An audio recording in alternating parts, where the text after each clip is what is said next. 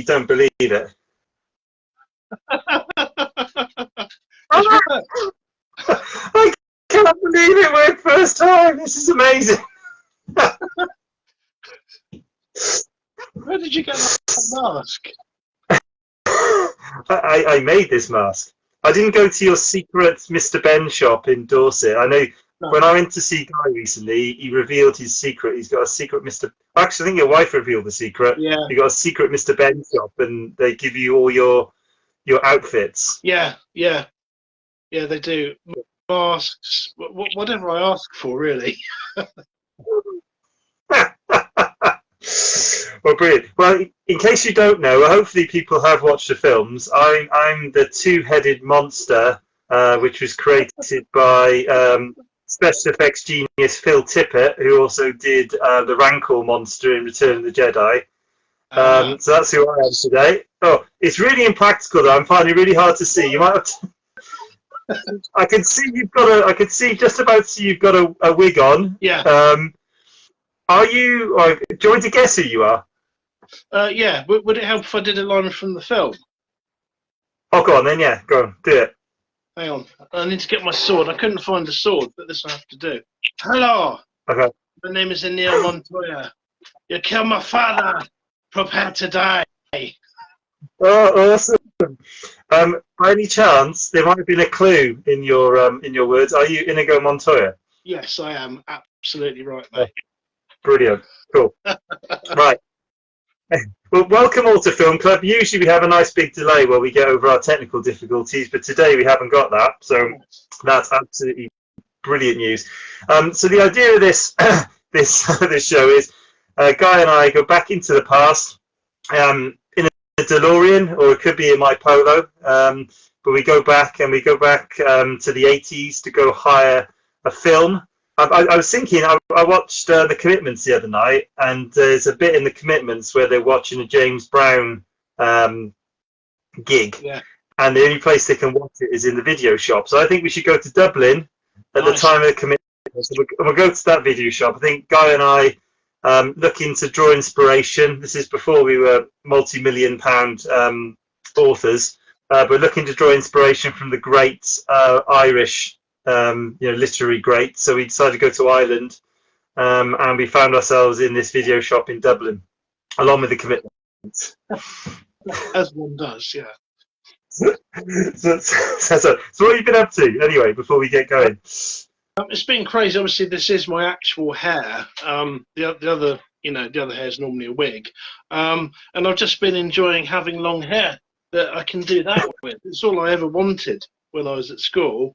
And I finally got it, and I can sort of wisp it away quite sexily, toss it, It's nice. I think I wouldn't be surprised if you're approached by Timotei after this video to do some work for them. Which I'm pleased, you deserve it. You've got the hair for it. You should make some money from it. I think if you've got it, flaunt it, and I'm ready. I'm ready to do that. Oh, this mask is so impractical. As you can tell, I can hardly see out of this mask. I'm trying my best to look. I'm going to have to take it off in a minute. Oh, dear. Well, I've got to ask, because we're getting close to Halloween. Yeah. Are you gonna get in? So Guy and I regularly put stories in for the Crime Fiction Addict Spooky Story competition, run by Sean Campbell, who's famous for the DCI Morton, I think his book series are famous for that book series. Are you going to be? I know you were probably on the fence going, I don't think I'll do it in time. Are you going to get your pen out and do battle? I think I've got enough time, so I'm going to try and smash something out. Maybe a sort of curiously sexy older writer with long hair. I'm going to take it from there. There's a lot of directions to go with it, I feel. Oh, definitely. There's a lot of ways you can. A lot of ways you can go with it. I'm going to have to take this off me. It's making me cry. This mask. I don't know if it's the fact it's pushing on my nose really strongly. I'm finding I'm struggling to. I'm I'm struggling to see now because I'm kind of crying behind the mask. Yeah, So I might have to it's slightly asphyxiating as well. It looks I quite can, tight.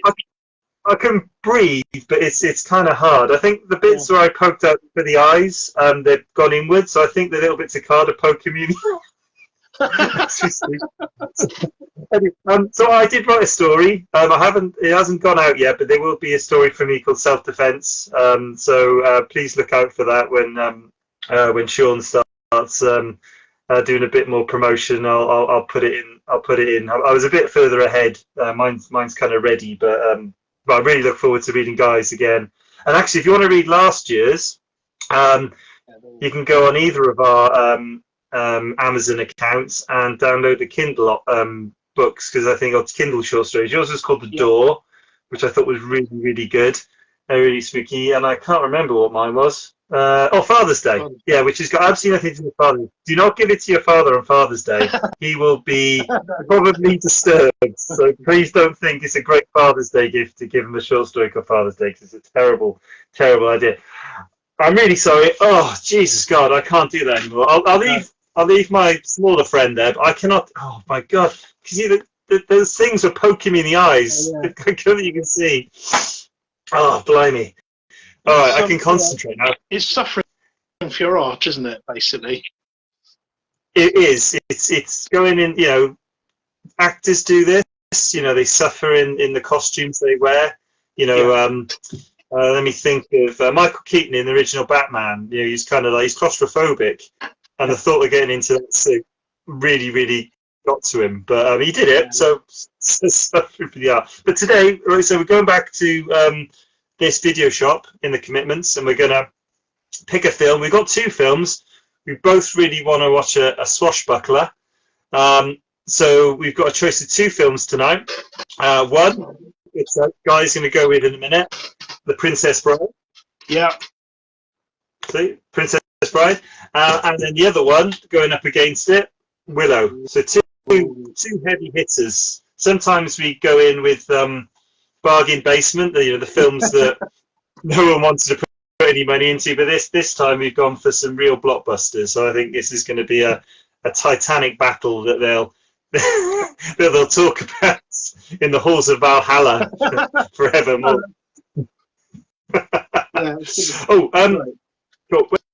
Have you got any 80s snacks lined up? I have indeed, my friend. So I have dip dabs. Are you sure that's dip dab, by the way? We've had this before. Yeah, it could be Coke. I think it'll be fun. I think it'll just go with my whole image, to be honest. It's a very wholesome image, Guy. Yeah. You'll lose. Wonderful. You lose the shampoo adverts if it's not sherbet. Yeah, it's really sherbet. Milk bottles. They're not authentic. Well, I didn't buy them from Amazon or anything, but they are. Milk bottles. Cool. Yeah. Oh, you're not in the little paper bag, you're in the penny bag. Oh yeah, and a wagon wheel. Oh, nice. What's a jammy wagon wheel as well? I can tell by the blue. Yeah. We should acknowledge our viewers, because we have the right amount that we can actually name them by name. So Sam's online. Hello, Sam, and Alison as well. I'm really, really sorry. This has taken. This is two reschedules, I think. After and actually, I told a lie online. The flux capacitor didn't go in my car. I ran out of plutonium. Yeah. The AA man was not happy. It's not something he's happy about having on the van, and he had to handle it. But it was plutonium actually. Yeah. It wasn't the flux. Flux capacitor's fine. Yeah. All good. Yeah. Oh, I don't know if I'm getting comments, guys. If you see any comments, please relay. No, I've got Alison said we had the same hairdresser. Yeah. It costs fortune, but it's so feathery, It's just it's beautiful. It's the circles that we run in. I decided to go really exotic today. I really pushed the boat out, and obviously we can because we have the means. So I went bounty. Ah, nice. So exotic and so, I don't know, decadent. There's two of them. And I have to say, I did. It's going to be hard to see these because I did pile into them a bit early, but Parma violets as well, which I know is not everyone's cup of tea, but I love Parma violets. You still there, Guy? I'm hoping I haven't lost Guy.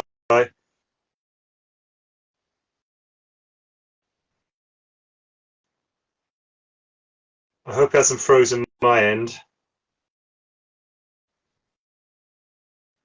I think we're still going my end. My Guy seems to have frozen. Oh no, we lost Guy! No, no, no, no! It's going so well.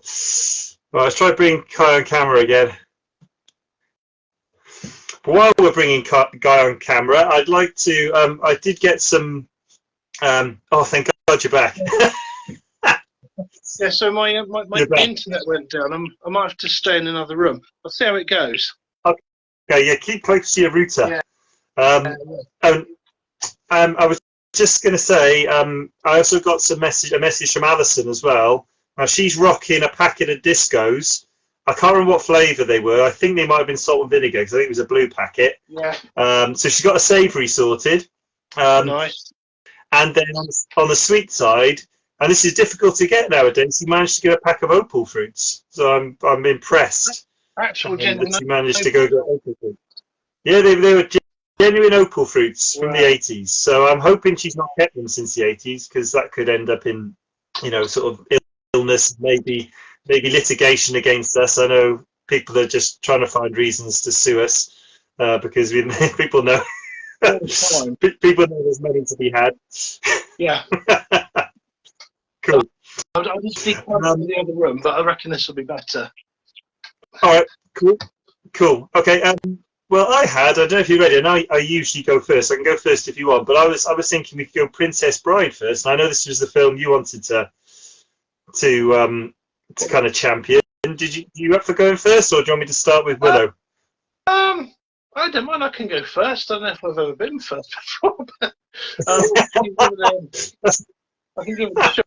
The good thing is I'm actually sitting at my piano. Oh, nice. I like that. You can do some dramatic music. Yeah. I can do. This is my tinkly sort of fantasy music. Nice. And it is a piano room. I've seen that room. The whole room is the piano. It's genuinely a piano room. Yeah. Okay. Do you want to tell us give us a synopsis of the Princess Bride? Give us a short snippet. If someone hasn't seen it, just a short snippet to get them interested. A short snippet to get the interest going. So basically, it starts with this quite poorly lad whose granddad comes to read him a book, and that's quite disturbing. That and he's he's sort of a teenager. He doesn't really want to hear the story, and his granddad sort of persuades him, which is a kind of cool thing. Which I'll maybe come back to one of the really cool things about the movie and the book, because the book does the same thing. But then this story sort of unfolds, and it's basically about this girl called Buttercup who likes to wind up a farmhand called Wesley, and she sets him to do all these menial tasks, and he always only says "as you wish." And of course, later, she realizes that it's love, and he goes off to find his fortune. And he goes up to find his fortune. He disappears. She ends up getting sort of betrothed to the evil Prince Humperdinck, who I nearly came as, because I'm a big, evil prince fan, obviously. Do you know what? I almost became something as well. So did you? That would have been us doing the same system again accidentally, but I'm glad we're different. Anyway, Karen, try. Excellent. So he sort of more or less forces her into marriage. On the way, she gets kidnapped by these three kind of, what would you call them? Bounders, I suppose, cads. They kidnap her. They're going to sort of take her off, and as they do, they're chased by this mysterious man in black, and they can't get away from him no matter what they do. And he gets closer and closer and closer, and he beats sort of each of them in turn, which is really cool. When we get into those sort of scenes later, because they're absolutely brilliant. But he beats each of them in turn, as you wish. Yeah, exactly. And finally, he sort of catches up Buttercup, and He's the Dread Pirate Roberts. He's the one that killed her true love. Sorry, spoiler alert. If you've not watched this film, we generally accidentally do spoilers. Yeah, we're That's another way. pretty much. We will sort of go through the whole thing probably. I'm going to try not to. I'll try and leave the end a mystery, if I can, but it might not work. She pushes him down the hill. He shouts, "As you wish." She realizes that it's actually a true love, and they enter the fire swamp together. And that's where I'm going to leave it for now. And then they go on this adventure. Yeah, leave the audience wanting more. Yeah. So it was released in 1987. Yeah. It was a PG. It's an interesting 80s PG, I'd say, though, because I'd say most 80s PG, and I'd say Willow's in this. I wouldn't say there's anything too bad in this film, whereas other 80s PGs are like, wow. Yeah. This one seemed alright. It cost 16 million to make. Yeah. Made 31, so kind of did pretty well. I think it did better later on, I think, when it was on video and stuff like that.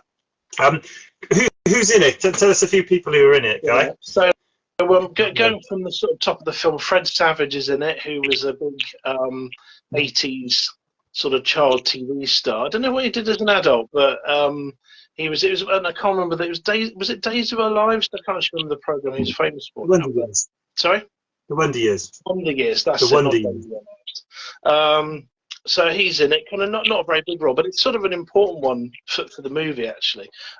Peter Falk, who obviously everyone will know as Columbo. I hope you do, anyway. It's bad if you don't. Cary Elwes, sort of young Cary Elwes, he's kind of weirdly, he played the sort of hero. Then he spent a lot of films after that, apart from maybe Robin Hood Men in Tights, playing quite bad serial killers. He was in Saw as a sort of serial killer, Lawrence Gordon, and he was also a serial killer in Kiss the Girls. So there's obviously something about him that, he sort of has that kind of vibe. Robin Wright Penn, who was in... But the most recent thing I've seen her in, she was in Forrest Gump. She was in Blade Runner 2045. The Crossing Guard, that's another really cool movie. Obviously, Unbreakable as well. She's in Unbreakable as well, that M. Night Shyamalan film as well. That's really good. Yeah, with Bruce Willis. Yeah. I took Mandy Patinkin as Inigo Montoya. I actually, believe it or not, I spent the week leading up to the last one trying to contact Mandy Patinkin. I just thought it would be really awesome if he did the line, and I really, really genuinely did try, but he's not an easy man to track down. It's not as easy as you might think, even given my fame, and he's like elusive, he's an elusive man. But he was in Dick Tracy, Homeland. He's an absolutely brilliant actor, really good singer as well. Andrei Rusakov as the Giant, obviously better known as Andre the Giant. He was absolutely brilliant in it. It was his first movie, and he didn't really speak English either. But he just sort of learned his lines, and I'll come back to him in a minute because I think he's absolutely fantastic. Chris Sarandon as Prince Humperdinck, obviously slightly more famous sister, Susan Sarandon. But he's been in sort of tons of films. He's one of those actors you go, oh yeah, I know who he is, without actually knowing who he is, sort of thing. He's in Fright Night. I love that film. If you remember that one. 80s horror film called Fright Night. It's a vampire film. Yeah, he's like the head vampire. Awesome in that. Yeah, he is. Yeah, I really love that film as well. I couldn't think. I was thinking vampire film, and I couldn't think of the one he was in. But yeah, that's it. Fright Night. He's brilliant in that. Yeah, he does a really good bad guy. Christopher Guest, who's in Final Tap. Again, brilliant actor. He's actually a baron. he's actually a genuine landed baron in this country, so pretty cool. Wallace Shawn, who is Vizzini, I can never say his name, who again, he seemed to sort of play uptight school teachers, and like every film I've seen him in, he's played an uptight school teacher. But again, he's like, do you know any other ones where he hasn't played an uptight school teacher? I only really know him from Young Sheldon, which is like a prequel to Big Bang Theory, and he's a professor in that. So he stood in the educational game. So he probably has been, apart from being a Sicilian kind of like bad guy, he's pretty much just been in education roles for the rest of his acting career. Yeah. And then there's some brilliant cameos by Billy Crystal, Carol Kane, Mel Smith. Carol Kane from Scrooge as well. Yeah, that's right. Yeah, Carol Kane. She's absolutely brilliant. And her and Billy Crystal met because they play like husband and wife in this sort of, again, really brilliant scene, Miracle Max. And they kind of chat. They sort of met in New York to sort of discuss. They took it pretty seriously. They kind of discussed their direction in the story, you know. There's a guy called Terry Richards, who was and you will know him. He's the Arabian swordsman in Raiders of the Lost Ark. You know the guy in the swinging. He's in it. That's right. Guy Fletcher, keyboard player in Dire Straits. Obviously, Mark Knopfler did the music, so there's a few of his sort of bandmates in there. And Peter Cook as the priest. Again, these guys steal the show. Like Peter Cook as the priest who can't say his R's. He just totally steals the show. He's only in it for about 30 seconds, but you know, I still laugh about it now, and I've seen it like countless times. So it's a sort of like really brilliant cast, and it had been they tried to make it before. Apparently, it's not the first time they tried to make the movie, and the previous attempts had been so bad that the writer actually brought his rights back. And he said, I don't want anyone else to sort of try and make this until it's right. You know, and Rob Reiner obviously sort of got the gig. But they were going to, like, I think at one point, Christopher Reeve was going to be in it as Wesley. They had all sorts of people that were going to do it. I don't know, someone else, Whoopi Goldberg, Princess Buttercup. I remember him. And there's someone else, and I know you know this, and I was very disappointed because I thought it was the only one that knew this, but there was someone else who was originally down to play Fezzik. So Andre the Giant, he had a wrestling match in Tokyo. I didn't realize how much these guys made, right? He was going to be paid $5 million for this match, and they wanted to get him for the film because obviously he's a genuinely like massive person, and he said, well, I've got a gig, you know, I'm being paid $5 million. But he had to have an operation on his back. He wasn't particularly well manned a lot of the time. And so because he had this op, he couldn't do the match, and he agreed to do the film. He couldn't do any lifting, so all the parts where he lifts people up, people on his back, they're all on wires because he literally couldn't bear, despite being enormous, he couldn't bear sort of any kind of weight. But does anybody know who was down? Who was nearly played him? Let's leave it. This Alison's a big fan of this film. See if Alison or someone else comes back with that one. The only other two people that I saw in this film, you might have mentioned Mel Smith. Does a cameo as well. Yeah. Smith and Jones as the torturer. And this one was really oblique, but I really like this one because it's kind of really geeky. But there was someone called, I don't know her, called Betsy Brantley, and she played Fred Savage's mum. She played the mum, so you know, and she was in Who Framed Roger Rabbit. She was Jessica Rabbit's physical body in the film. So obviously not the animated bit, but who was acting those parts before Jessica Rabbit was actually kind of overlaid on the film. So I just like that because it was really stupidly geeky, to be honest. Oh God! You mentioned Rob Reiner was the director. People will know Rob from Stand By Me, which is an amazing film based 1986, based on a Stephen King story called The Body, which is also an amazing story, or novella. It's kind of halfway. It's kind of almost like the length I write, actually. It's too long to be a short story, but not long enough to maybe be a full novel. Harry Met Sally as well, 1989, and Misery as well. So a lot of Stephen King references. Rob Reiner's done a lot of those books. A lot of those books. I'm obsessed with books. A lot of those films. You got anything on William Goldman? Because you mentioned William Goldman, the guy who got any other facts about him? He's the guy who wrote the book. Not a massive amount. I mean, that was the one book he said that everyone loved that all the books he did, like that one, seems to really sort of move people the most. I don't know a lot about him other than that. He's very successful, especially in the movie. He's a 2-time Academy Award winner. He wrote, I think he's both the screenplays. He wrote the screenplay for All the President's Men and Butch Cassidy and the Sundance Kid. Okay. So really, really influential. And he also wrote the screenplays for Misery as well. Maverick, a lot of Stephen King conversions actually. Yeah. Probably the more successful ones actually seem to be very good at converting those books into films. Yeah. Okay. So what about funny bits? Any particular bits in this film that really had you roaring? I know it's quite a funny film. The priest who can't say his R's always cracks me up. Marriage. I love that every time. Peter Cook delivers it so well. It's absolutely brilliant.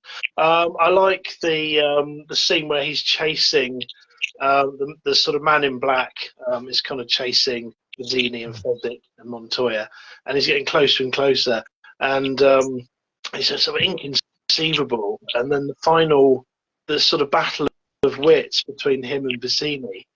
And it's like so clever, and like he's talking about like Aristotle, and he says they're all fools, and then he tries to trick him by this absurdly talking. What's that? Although you did that to me very successfully, I might add, the other week in the pub, and it did work.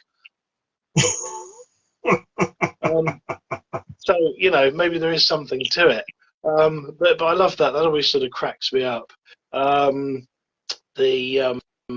The torturing bit, again, Mel Smith being knocked out with one blow to the head, just makes me laugh every time. Really bad, but it just cracks me up. When he's sort of lying on the bed and he kind of insults Prince Humperdinck, well, it's sort of brilliant. I mean, the whole film is great. It walks this line because it's not exactly a comedy, but there's some really funny bits in it. It kind of walks along in a lot of different sort of genres, I think. But what were the funny bits for you? Well, that script is amazing. I think there were so many quotes you could take from the film. So in the end, I gave up because I think I'm just writing out the script. But the bits that really made me laugh. There's lots of them really made me laugh. But I really like the bit where the guy, I think he's like the chief army guy, or your chief, I don't know, it's not what he's called actually, the chief of the guards, he's called Yellin. And he's guarding the gates, and he's got all his men there, and they all leg it when they see Andre the Giant on fire approaching in his big cape. But I think before that, they asked for the key, and I think they say no, and then went on his when all these guards flee, and do you mean this key? So I like that bit. But the bit that really makes me laugh, and the whole sequence makes me laugh, is there's a bit, I won't say why, just in case someone hasn't watched it before, but there's a real big bit where Wesley is paralysed. Yeah. Pretty much everything's not working apart from his eyes, and all the slapstick comedy around him being paralysed, I absolutely love. Just the way he's moved around. Andre the Giant's kind of moving him around like he's a puppet. I think my favourite bit is when they're just about to storm the castle, and they kind of all put their hands in the middle, and he's got to kind of like, I don't know if he kind of like, it's like kind of to like get his hand in as well. It's brilliant. But I loved all those bits. Those are my favourite funny bits, I think, in the film. There are loads though. There's loads and loads. I'd say it's a film that stood the test of time. It's a film. Some films age really badly from the 80s, as we've seen on this. Seen in this show. But that one hadn't. I thought it was brilliant. But you've mentioned some interesting facts. You got any other interesting factoids in your in that? It looks like a much larger brain than I remember, actually, with that big head of hair. No, it's mostly brain under here. There's one more really funny scene actually. I just thought when you were saying that, and that's the Miracle Max, the whole sequence of Miracle Max. The miracle guy is just brilliant, and he's sort of like arguing with his wife Carol Kane, and she starts taunting him by going Humperdinck, Humperdinck, Humperdinck, and he's like, I can't hear you. And it's just brilliant. The two of them are so good, and then at the end they're going, good luck storming the castle. And it's just great. It's so again, it's worth it for those two. Factoids, yes. So a few. Again, it was filmed like if you take maybe one of the poorer fantasy ones we picked, but Hawkslayer or that I picked, I'll have to take, put my hand up for that. But when I saw it at the cinema as a kid, it was awesome. It's just when I saw it as an adult, so I have to do this now. It's part of my, they expect it. Timotei expect it. It really was filmed like mostly just in the same location, right around Buckinghamshire, a couple of castles, a little bit in Pinewood Studios, and but it was just so much better. It's like exactly the same stuff. It wasn't a massive budget, but it's amazing what like the right director can sort of pull out the bag with something like that. So I like that. There's the Cliffs of Insanity were based on some cliffs in Ireland, and I can't remember what they're called, but obviously they're sort of matted on, but they were kind of inspired by a real place where they filmed. The sword fighting, I have to talk about the sword fight, because it is just it's probably one of the best sword fights I've ever seen. And both Mandy Patinkin and Kerry always sort of trained to do it. And it's like they sort of almost like they didn't have to do it in the film. It could have just been over. They could have like sketched out a scene and done it. It would have probably been all right. But they trained. They all did their own stunts. There was only one where he sort of swings around like a branch a couple of times, and that was somebody else. But everything else they do themselves. And the sword fight is absolutely brilliant. And it's so well timed and so well done. And it's literally one of the best I've seen. There's a couple that are really up there. I saw one the other night, and I'll think of the film in a minute, but it really is something else. The choreography of it, everything about it, it's just sort of stunning, really. That was choreographed. I had in my notes by two people called Peter Diamond and Bob Anderson. Yeah. Both been in the Olympics, I'm assuming for fencing. Yeah. But they did the choreography. They did the sword fighting for the Star Wars films, the original Star Wars films. And he even coached Errol Flynn, and obviously there's a big, connection there. I'm sure Carrie always got this role because of he looks a lot like Errol Flynn. I think he's got an Errol Flynn kind of look, and he can act in that way as well. So it's amazing to have that link as well, because that is very, very strong in the film. Yeah, no, it's brilliant. There was the other factoid I had is really bad. The sort of giant rats were actually sort of people, like which is obviously a bit scary, but they get stabbed. That's an so disturbing bit actually. That possibly would take it out of PG is the giant rats being stabbed. Possibly, yeah. They're a bit scary. They weren't the scariest thing in the world, but the whole. I did hear a story which I really liked about the rats. One of the actors who played one of the rats was really late on set one day, and basically I think he'd been pulled over for speeding, I think, but couldn't get away from the police. And when he kind of said, well, the police asked where he was going, he actually was honest about where he was going. He was getting into a rat suit, and the police didn't believe him, and they kept him for ages. So I think they ended up wasting a bit of money waiting for him to arrive, I think, because of this incursion with the police, and he was too honest with the police about where he was actually going or what he was doing, because they didn't believe him at all.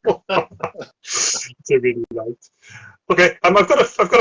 Do you know? There was so many facts about this, and if you're really interested in these films, go look at the Internet Movie Database. It's absolutely chock full. But I can pick out a couple, and then maybe we can. Actually, before I do that, is anyone putting any comments down? Because I can't see. Is anyone? I'm not seeing any. Either they've lost interest, or I think it's probably.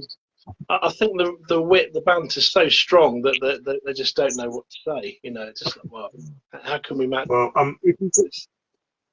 if you've got something to say, then please say it, and hopefully Guy can pick it up. I don't know if my phone always picks up the comments. So just a couple of ones I thought were really, really good.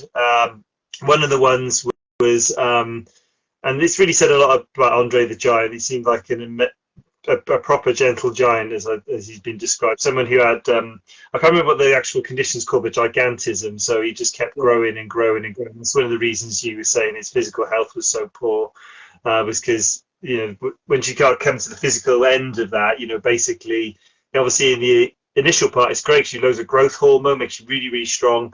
But once you get to the upper ends of it, you're just in a tremendous amount of pain because you're still growing. Yeah. And there's loads of problems with your back and stuff like that. The enormous hands, absolutely massive hands. So one of the things he used to do on set for Robin Wright, he used to use his hand almost like an umbrella or like almost a warming thing, because he could cover a whole head with his hand and keep it warm and keep the rain off, which I heard Robin Wright talk about in the version I saw. Probably my favourite one. Was probably the favourite story was one of the ones, where they're all going to storm the castle. They've got this plan, with the wheelbarrow, and Fezzik's going to be in the wheelbarrow, and he's going to have this cloak on that he set on fire and, scare everyone away. So they're getting ready for that particular bit. And just as they roll, Andre the Giant apparently, allegedly, or famously, let out an enormous fart, which by some accounts lasted for 16 seconds. And which obviously stunned the set. And I think Rob Reiner, after it all happened, came over to Andre the Giant and said, "Are you okay, Andre?" And he went, "I am now, boss." A 16-second fart, that would be absolutely immense. I think I'd have to walk away somewhere for a bit, just because I wouldn't be able to not laugh for ages, because that would be absolutely immense. But honest to God, there were so many things about this film, where the actors couldn't hold it together. Even the director, in the Miracle Man scene, loads of other stuff where they had to go off set. The director had to go off set because he couldn't do it. But there's so many, so I really suggest you go Internet Movie Database. And the only other one was a bit sad was Chris Sarandon's kids, small two, I think, little girls he had, really obsessed with Andre the Giant, really wanted to meet Andre the Giant, and they bugged Chris, and Chris said, "Okay, you can come on set and meet Andre the Giant." And they went to meet Andre the Giant in his trailer. When he stood up, he was just so big that they were scared to death, and they screamed and they ran out of the trailer. And I think Chris Sarandon was felt really bad. He was like, "Oh my God," felt really bad for Andre the Giant. Andre the Giant kind of said, "I'm kind of used to it. They either run to me or they run away," I think is what he said. So, but I know Chris was like really kind of like upset that happened. But that's probably, I should have left it on. I should have left it on a high with the fart one, because that's the best. Yeah. No, but I think he was. If you watch I think DVD, we might have the same one. That everyone that talks about being on that film, that they, like Mandy Patinkin, still gets tearful talking about it. 40 years later, and with Andre the Giant, he said that one of the things he loved. They said, "What did you love being in the film so much?" And he said, "Well, because nobody stared at me."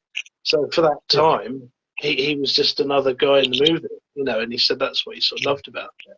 But apparently, at the end, he lined up all these kids that wanted to meet him. Obviously, not Chris Sarandon's, but they lined up wanting to meet him, and they said that he spent hours just meeting everyone and greeting them, and he was a sort of really, like you say, gentle giant. He was sort of lovely guy.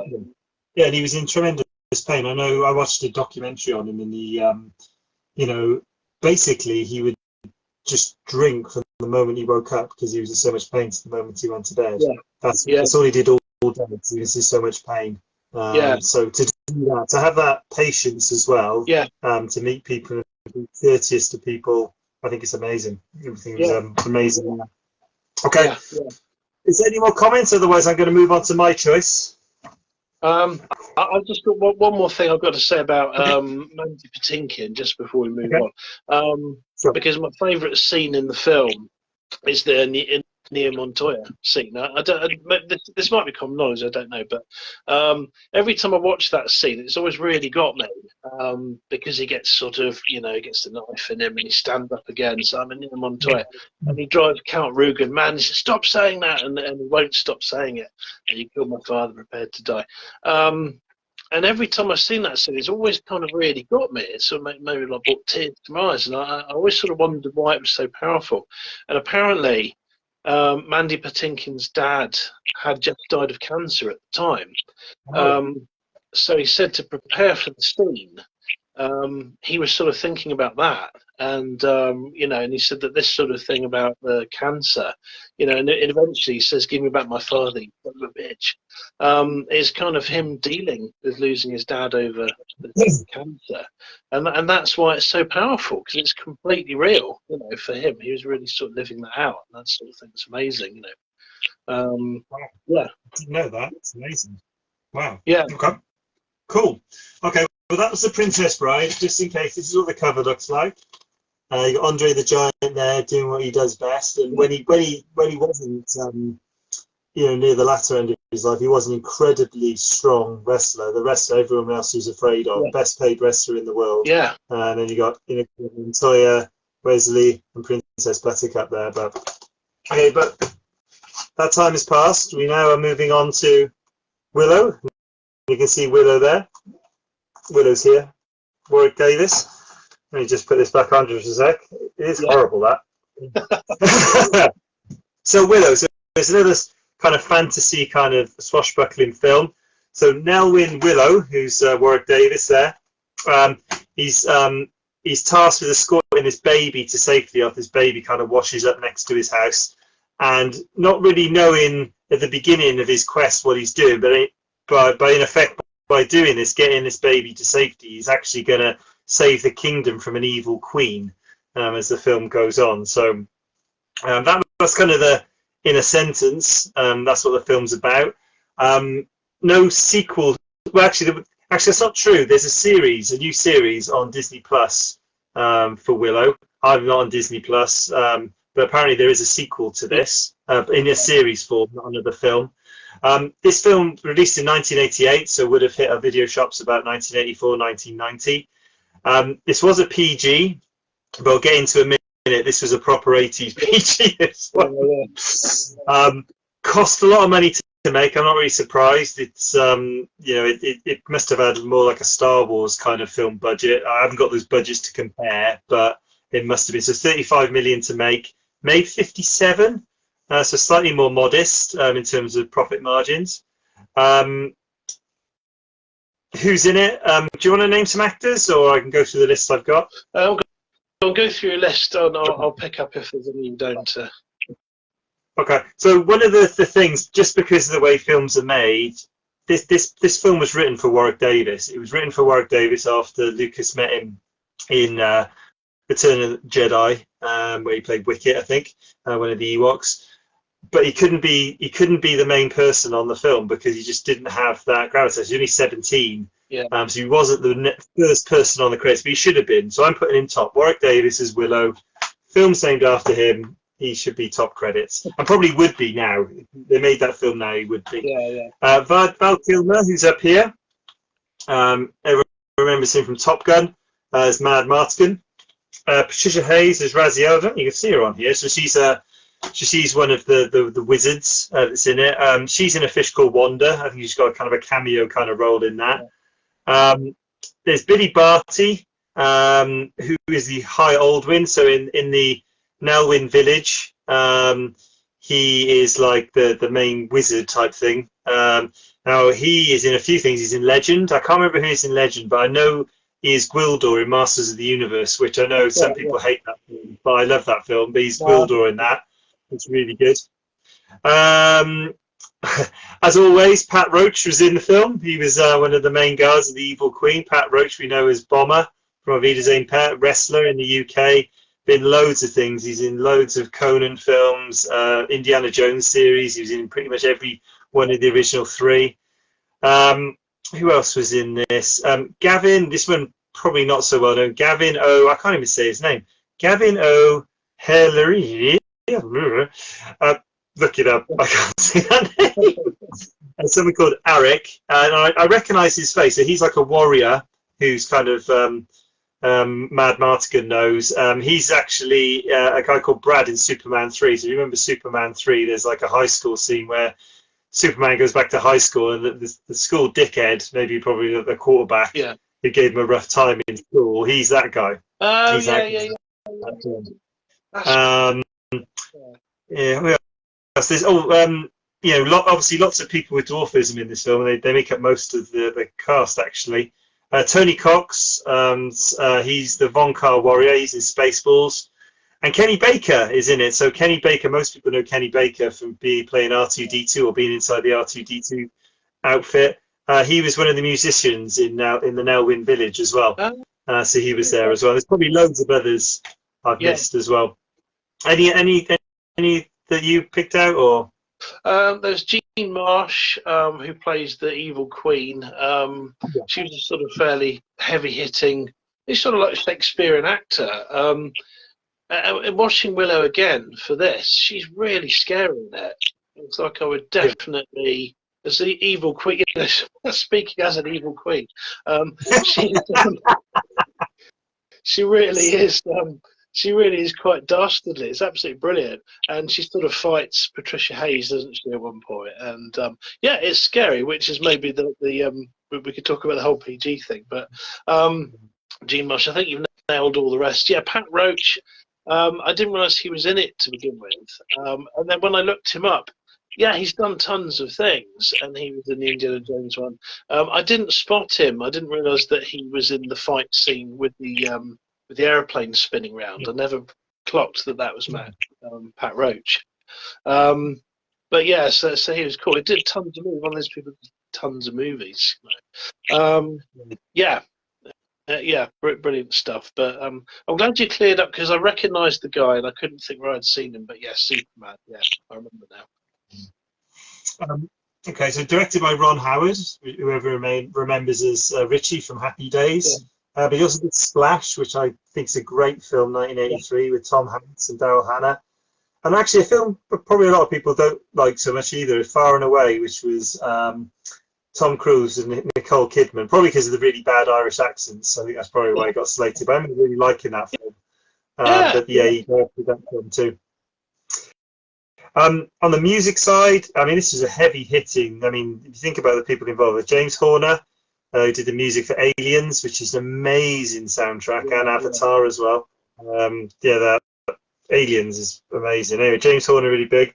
Phil Tippett, so obviously did some of the special effects and did the two-headed monster, the Rancor as well in Return of the Jedi. Obviously, Phil helped me put this together. He's obviously still active. And the special effect, which I thought was quite effective, actually, and quite simple, was the death dogs. You remember the dogs that were sent to try and get the baby? Which apparently were Rottweilers in fancy dress. Yeah. So I thought they were cool as well. Funny bits? Any funny bits you remember from this film? I can't remember laughing out loud in particular or anything.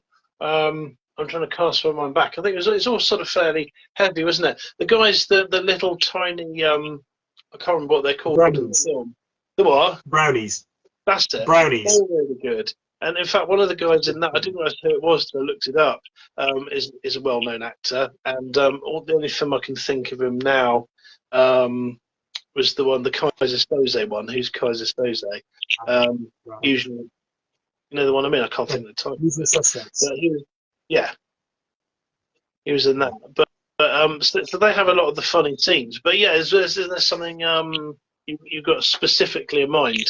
A really funny one. Well, but one thing I like the brownies. I don't know if you got to the bottom where they had really bad French accents. I just couldn't understand. They made me laugh, but I don't know why they decided to do really poor French accents. So that made me laugh. Yeah. I thought they were really funny. I think the birds in this film should have got credits. I really like the bit with High Aldwin.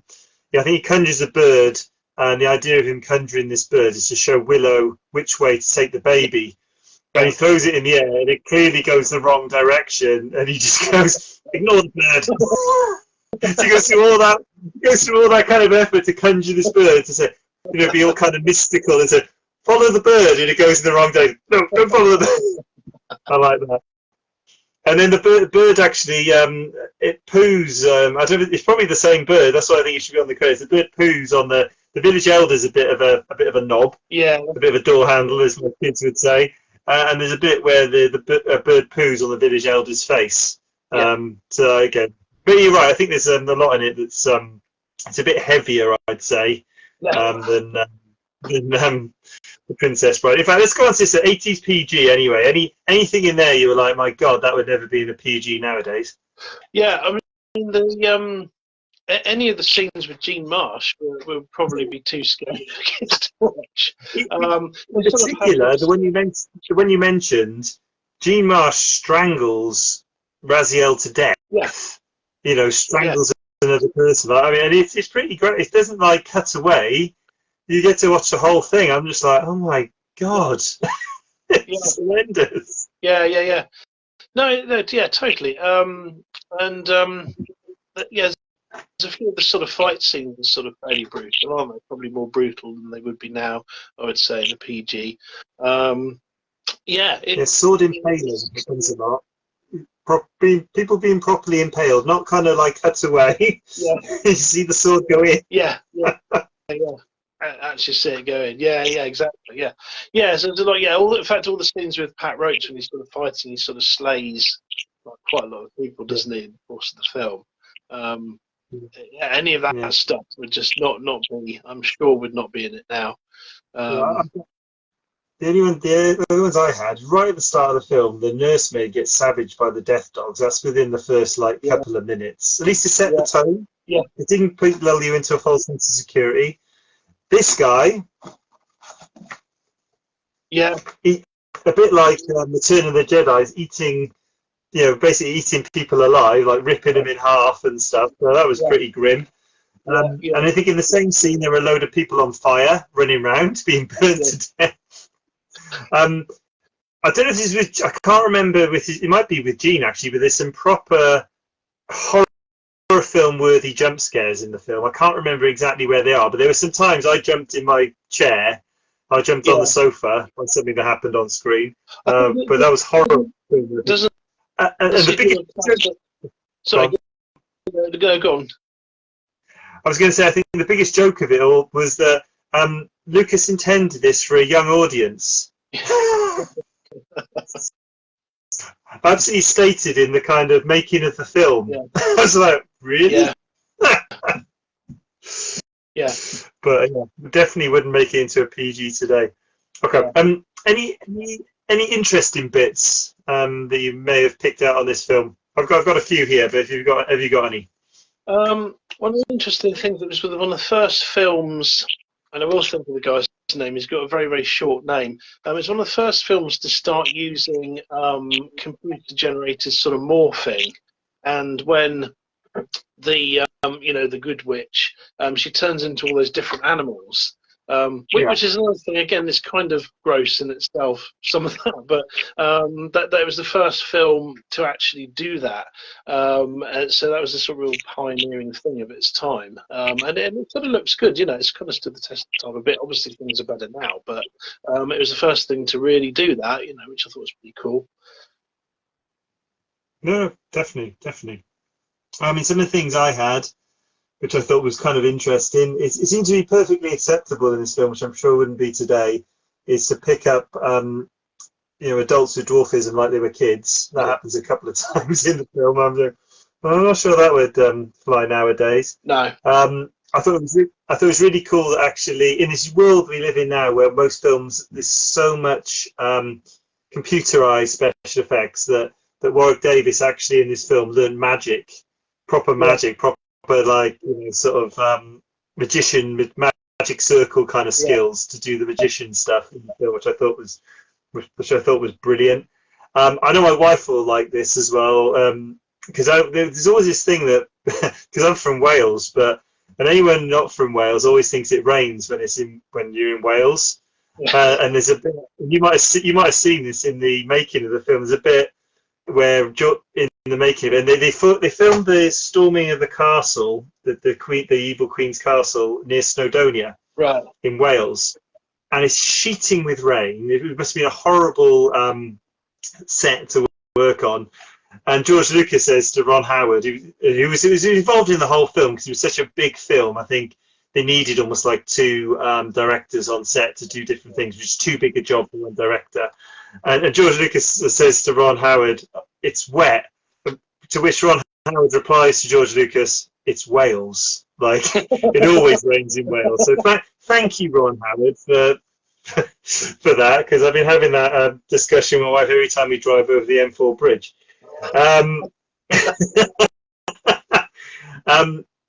Val Kilmer as well kept forgetting his lines when he did any scenes with Joanne Whalley, which was quite interesting. Obviously, he kind of talked about it was a mystery in the making of the film, but I think it was because he fancied her a lot, and they ended up getting married not long after the film. What else was there? Warwick Davis said in the making of the film that a lot of the toboggan scene he wasn't acting, that he was genuinely terrified. Like they knew the bit where the toboggan was going pretty fast. He was like, ah! So he said he didn't need to act for that. I really like this one as well. There's a bit outside the evil queen's castle. The evil queen turns a lot of this army into pigs, and they actually use real pigs in this scene.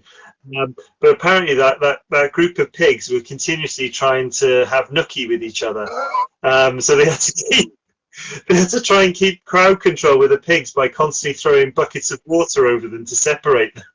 But apparently they were all keen to go at it all the time. It's so much. Probably thought it was some sort of like big party, like festival thing or something. I don't know from the pigs' perspective. Like, probably thought this is brilliant. This is like Christmas. And they were wearing uniforms as well, weren't they? So I guess maybe they'd never been exposed to that kind of stuff before. Suddenly, you're wearing a jacket.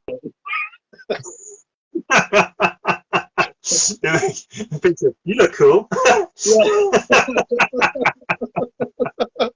Brilliant. And the other thing, I've talked a few things about, you couldn't imagine certain people in certain roles, even though originally they may have been intended. I think like Tom Selleck being Harrison Ford, and Sylvester Stallone was for Beverly Hills Cop, I think. It might have been, and obviously didn't end up.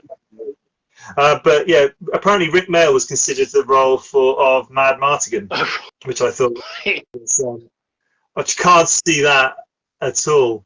Oh, was there any comments? I think I just saw flash up with some comments. Can you see anything at your end? Yeah, so Alison said, everyone that lives in the US and beyond thinks it always rains or fog in the UK. Yeah, and I think everyone. A lot of people in America, they go, "Oh, do you know Dave?" Yeah, I do. Yeah. And so, yeah, I'm not sure what festival you go to, Alan Merritt.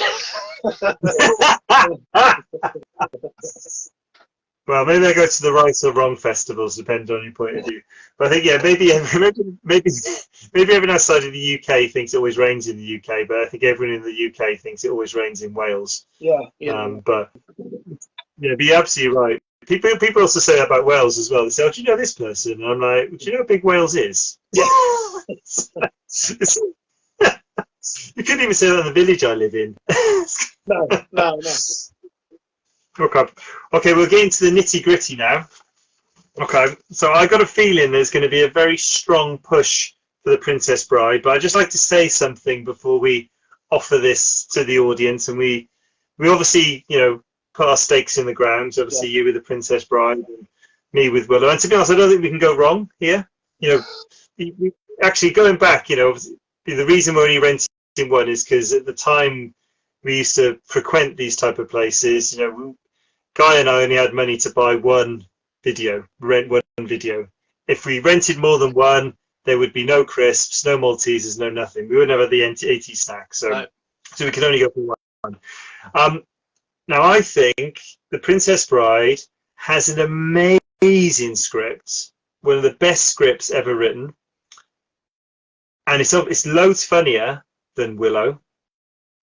But my big but is, and I think this is one of the reasons I think Willow's a better film. Yeah, go on. Because that script is so slick and so funny, I think it almost loses a bit of heart.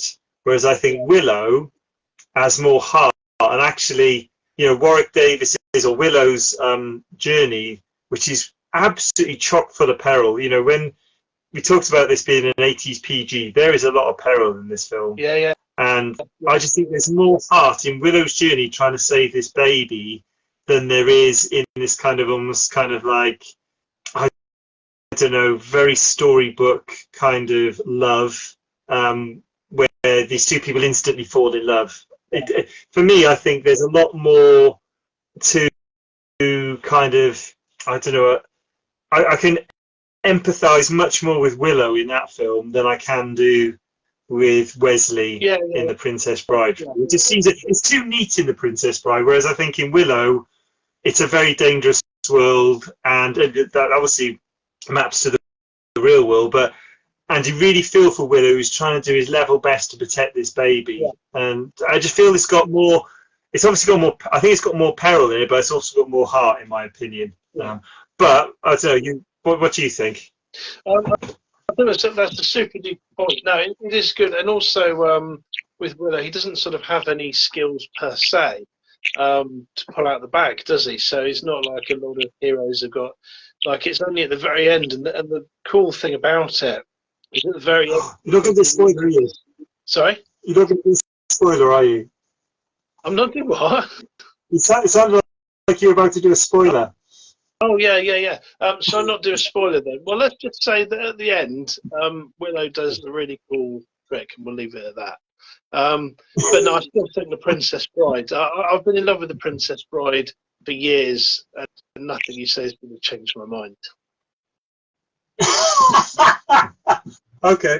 So I've got Princess Bride 1 vote, Willow 1 vote.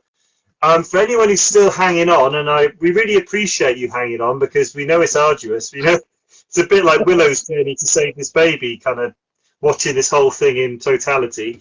But anyone who's still there, can we get a vote from you guys? So Alan said, Alison said, if it was a Swashbuckler movie, I would choose that. Well, Willow. Okay, interesting. Oh, is that someone from Willow? I think so. Oh wow. Okay, cool. I thought she'd go for The Princess Bride. Considering her amazing. No, hold on. She said The Princess Bride. Oh, I was going to say I would have been amazed if she's gone for anything else, because the Inigo Montoya impression. If you've not seen it, go back through the discussions on the Shimmerverse page. It is amazing. It was absolutely amazing. Okay, any others? Anyone else voted? I think we've only got 2 viewers, I think. Or maybe just one. I don't think that could be it. Oh, okay. All right then. Okay. Well, I've got to listen to the people, and the people have spoken, and the people have said The Princess Bride. So today we'll be renting The Princess Bride, which I'm not sorry about. It's a fantastic film. It's a fantastic film, but we're going to go with The Princess Bride, and we're going to see Andre the Giant in all his glory, because he's amazing in this film, and I'm glad he has so many speaking parts in this film. We said this about another film a while ago, is that probably the 2 main characters are the ones you're like least bothered about in a way with Princess Bride. It's actually Inigo Montoya and Fezzik and all the other characters that you sort of end up liking more, isn't it? It's like that's it. If it was just those 2, it would be all right. But so for me, it's Inigo Montoya, really. For me, I saw this as a straight-up fight between Warwick Davis and Andre the Giant. To be honest, this particular band. So Princess Bride wins, but a worthy winner. I'm not sad the Princess Bride won. I thought as well. I thought I'd be. I can't think of a better phrase, but peeing in the wind, trying to convince people to go for Willow. But anyway, no, I'm absolutely happy with the Princess Bride. Now I'm hoping we can maybe turn this one round. It might be a bit quick, but I still would like to do a Halloween one. Yeah. Even if it's slightly after Halloween. When I went up to see Guy, who very kindly put me up for my for the strongman contest, we already lasted 2 events before my hand decided to die. We did talk about. I wanted to revisit some really scarred bits of my childhood. So revisit the films that I watched a little bit of when I was far too young, but because I watched a little bit of these films, I was too scared to re-watch them, and I've never gone back to them. Yeah. And they're quite iconic films. So one of them is Alien, which is an incredibly iconic film. I think it's Ridley Scott. I think Alien. I think from memory. Yeah. And the other one is Poltergeist, which I think is Steven Spielberg, which is quite an interesting Steven Spielberg, really. I think it's a Steven Spielberg. Anyway, but those are the 2 I'd like to go back to. So if unless someone else comes back with a better idea, or Guy, you come back, are you happy to go with those 2? Yeah, definitely. Yeah, Poltergeist was really scary, and I remember watching. I possibly even watched bits of all of them as a kid, but like never got through them. Like Reverend Kane, he's not in the first one. So frightening, and you know, he was really ill at the time. That's like another thing, but he was absolutely brilliant. And characters like that were so creepy, and I just didn't want to watch them. I didn't want like the thought of thinking about them, you know, bumping into them when I left the house, you know. So yeah, so I saw bits of the Poltergeist films.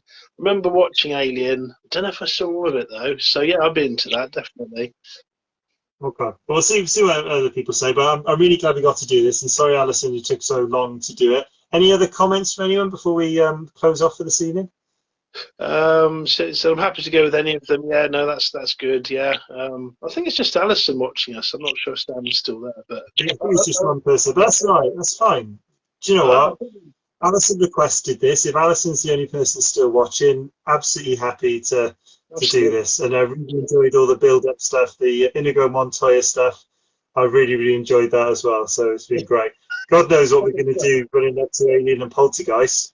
I have no idea so far. Maybe go. I got no idea. Let's leave that one. I'm sure something will come to us. Yeah, we could all try and reenact the chest burster scene. That might be quite good. I don't know how, but we'll think about it. We'll work some out. But thank you very much as always, guys. Always a pleasure to talk films with you. This isn't kind of a. I think we probably do this even if we weren't on camera, to be honest. So this just happens to be there's a camera on us. This is normally how I'm dressed. You know, It is. I know. When I took that photo at your place, you kind of whipped off that wig just before I got the camera out. So that was noted. Yeah. No, this is as the song says. This is me. Okay. All right. Well, I hope you have a good week, and we'll set up a date for the next film club. And thank you for those who were here live, and anyone else who watches this afterwards. Like I said, me and Guy love doing this, and we'll probably keep doing it regardless of how many people tune in. Okay. All right. Thanks a lot, buddy. Take care. Okay. Cheers. Bye.